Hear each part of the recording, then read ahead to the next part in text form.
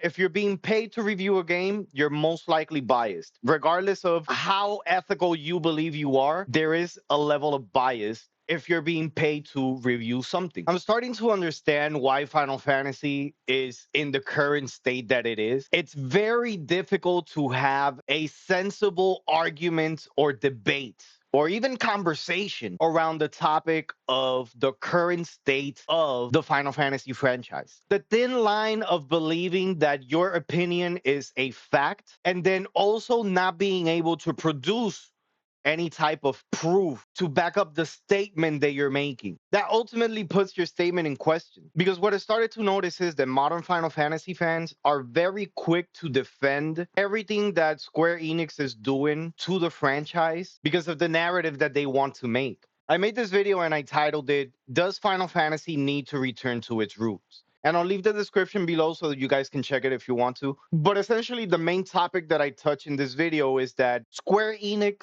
is completely ignoring its core fan base to try and chase an audience that doesn't exist. Square Enix's core demographic sits between 30 to 45-year-olds.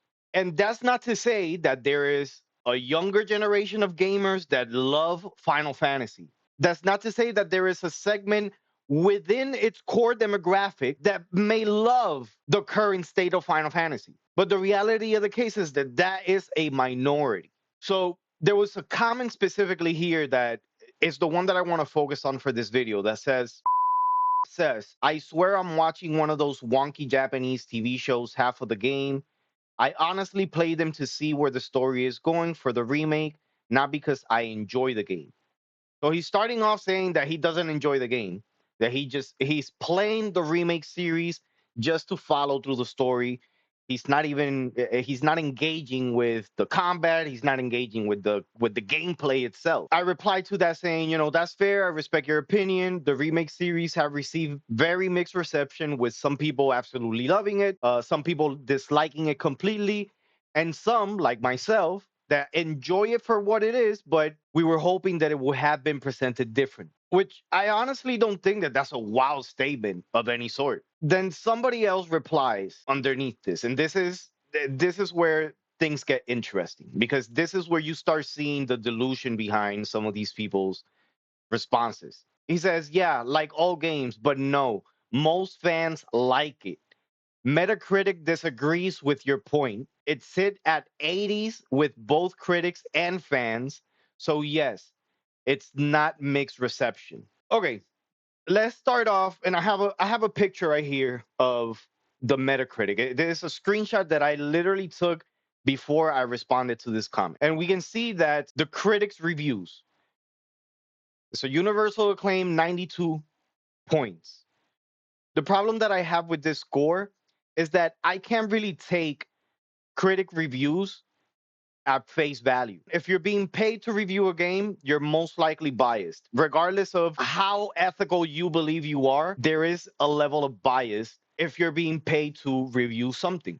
This is why we see the new age of food critics on TikTok and whatnot, that they are going into restaurants without the owner knowing who they are, without the owners knowing of their clout or anything of the sort, so that their review stands as honest and genuine. So the 92 points from the critic reviews is out the window. The one that we're going to focus on is the user ratings, which he made a point saying that, that it sits at 80s, 8.9, and the score is generally favorable. Now, this score is based off of roughly 7,000. Let's just round it out. 7,000 user reviews. So let's check really quick how many sales does Rebirth have approximately so far. 2.5 million sold in its initial months. Let's round it out and make it an even 3 million. 3 million units sold for Final Fantasy VII Rebirth against 7,000 user reviews that are giving it a score of 8.9. That is not even 1% of the units sold. Modern Final Fantasy fans, you're telling me that I have to base the success of Final Fantasy VII Rebirth off of 7,000 reviews which is less than 1% of the units sold, as a metric of it's doing good, yeah, people like it, that is fucking insane. It doesn't make any sense. And this is partly the reason why I don't look at the Metacritic. I don't look at the critic reviews. I don't look at none of that. It is no secret that Square Enix has placed Final Fantasy in such a critical state that they have basically halted production on all their major IPs to try and salvage what is left out of the Final Fantasy franchise. They have pulled people from the Kingdom Hearts team to work on Rebirth or the remake series. They have been radio silent over the Nier franchise. There have been no updates on Dragon Quest 12, and everybody knows that Square Enix is all hands on deck on Final Fantasy VII Remake Part 3. Because if they don't make this work, Final Fantasy is in big shit. That is going to be all for this rant. Let me know if Metacritic score should be used as a gauge of success for a game. Like and follow for more Final Fantasy content, and I'll see you in the next one.